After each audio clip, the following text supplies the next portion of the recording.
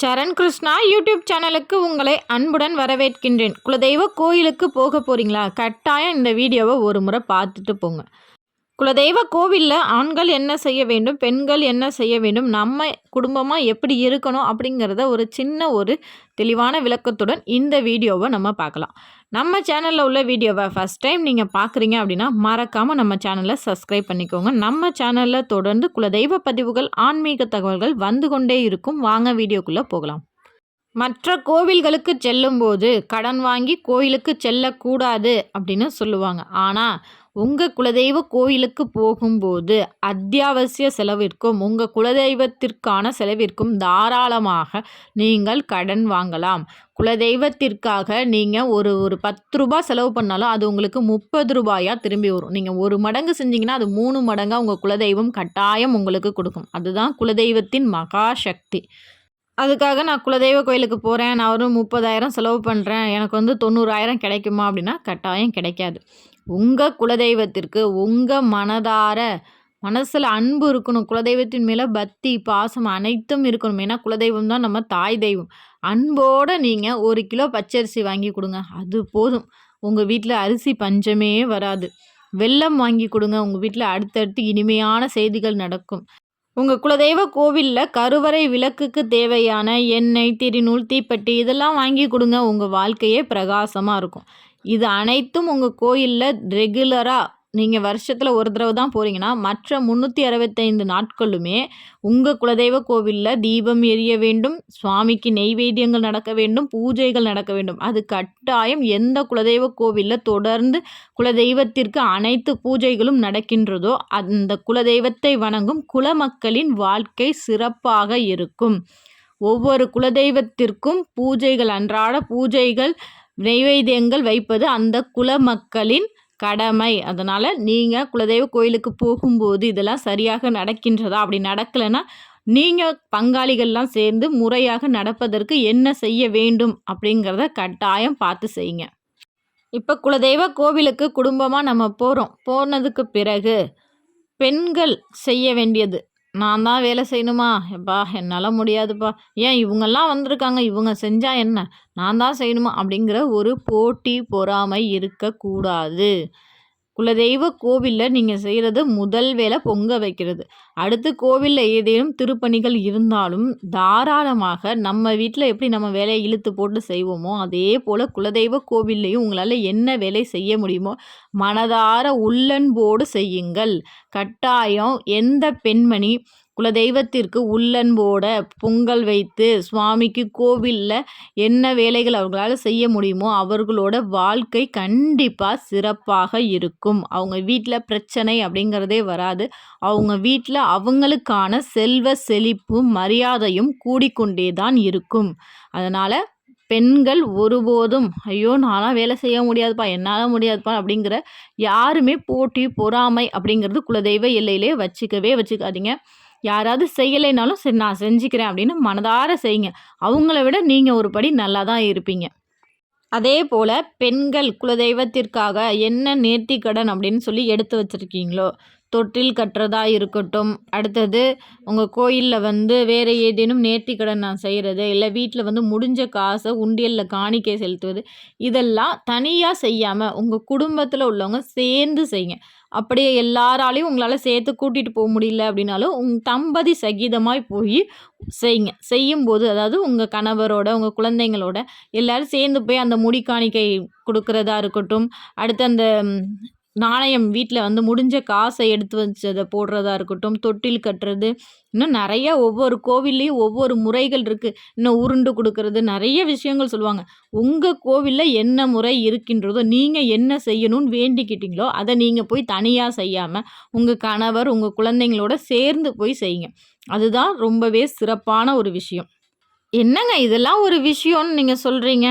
நாங்கள் குலதெய்வ கோயிலுக்கு போனாலே எல்லோரும் ஒன்றா தான் இருப்போம், ஒன்றா தான் எல்லா நேர்த்திக்கடனும் செய்வோம் அப்படின்னு சொல்கிறவங்க கண்டிப்பாக ஒரு சிலர், எல்லாரும் செய்வாங்கன்னு நான் சொல்லவே இல்லை. ஒரு சிலர் என்ன பண்ணுறாங்க அப்படின்னா, பெண்கள் நீங்கள் போய் பொங்க வச்சுட்டு வாங்க, நீங்கள் போய் காணிக்கையெல்லாம் செலுத்திட்டு வாங்க, நான் தேங்காய் பழம் மட்டும் உடைக்கிறப்ப நான் வரேன், எனக்கு ஊர்லேருந்து வந்தது ரொம்ப அலுப்பாக இருக்குது, நான் போய் தூங்க போகிறேன், அதுலேயும் ஒரு சில பசங்கள்லாம் என்ன பண்ணுறாங்க, நானே கண்கூட நெறைய பேர பார்த்துருக்கேன்.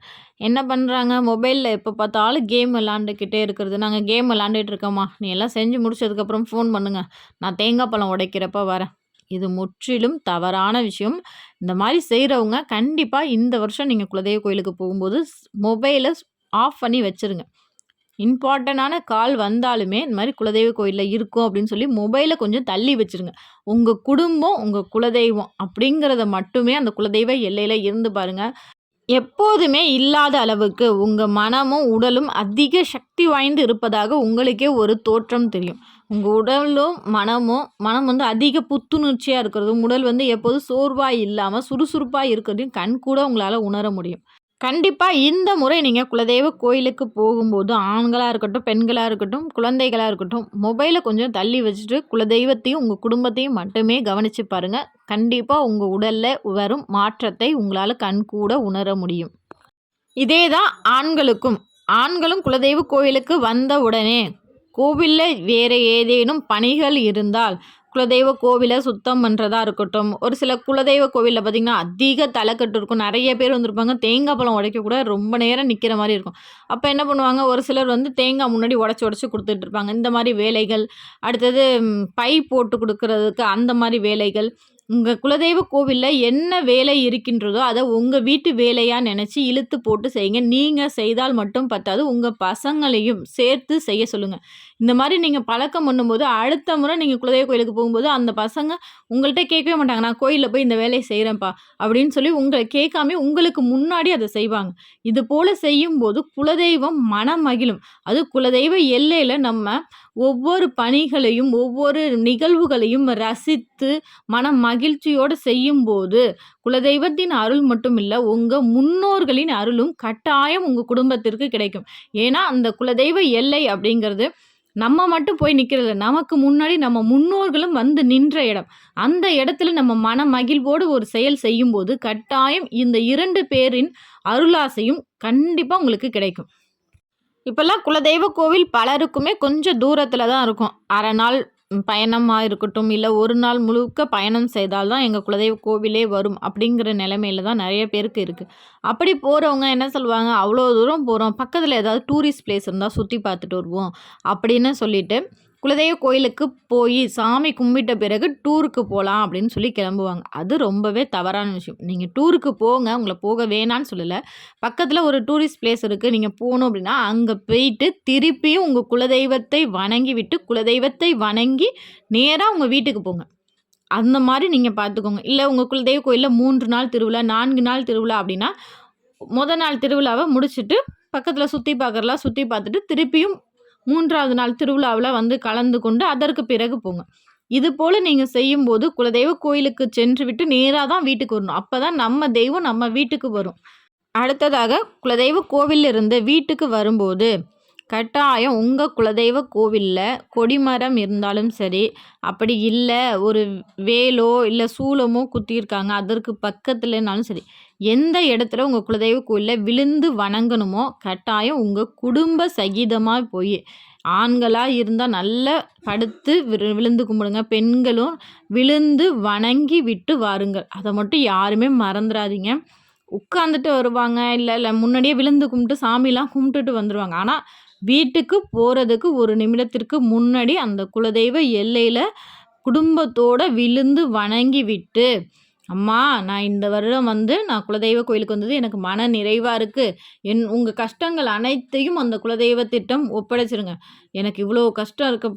பண கஷ்டமா இருக்கட்டும், மன கஷ்டமா இருக்கட்டும் அனைத்தையும் உங்க குலதெய்வத்திடம் ஒப்படைச்சிருங்க. என்னோட கஷ்டங்கள் அனைத்தையும் உன்ட்ட ஒப்படைச்சிட்டேம்மா. நான் அடுத்த வருஷம் வர்றப்ப, இல்ல எனக்கு இந்த கஷ்டமெல்லாம் தீர்ந்துருச்சு அப்படின்னாலும், நான் இடையிலேயே வரேம்மா. எனக்கு எப்போதும் நீ தாம்மா பக்கபலமா இருக்கணும். நீங்க தான்ப்பா என்னோட குலதெய்வம். என்ன முழுசா நீங்க தான் காப்பாத்தணும்னு உங்களோட முழு நம்பிக்கையோட உங்க குலதெய்வத்திடம் உங்க பிரச்சனைய சொல்லுங்க. கட்டாயம் உங்க குலதெய்வம் உங்களுக்காக வந்து நிக்கும். உங்க உங்க பிரச்சனைகள் அனைத்துமே விரைவில் சரியாகிவிடும். கண்டிப்பா உங்க குலதெய்வ கோவில்ல நீங்க போனீங்க அப்படின்னா, எப்படியெல்லாம் உங்க குலதெய்வத்தை வணங்குவீங்க அப்படிங்கிறத மறக்காம எங்களோட கமெண்ட் செக்ஷன்ல ஷேர் பண்ணிக்கோங்க. இந்த வீடியோ உங்களுக்கு பயனுள்ளதாக இருக்கும் என்ற நம்பிக்கையில் மற்றொரு வீடியோவில் சந்திக்கிறேன். இந்த வீடியோ உங்களுக்கு பிடிச்சிருந்தா லைக் பண்ணுங்க, ஷேர் பண்ணுங்க, மறக்காம சப்ஸ்கிரைப் பண்ணுங்க. சரண் கிருஷ்ணா யூடியூப் சேனல். நன்றி, வணக்கம்.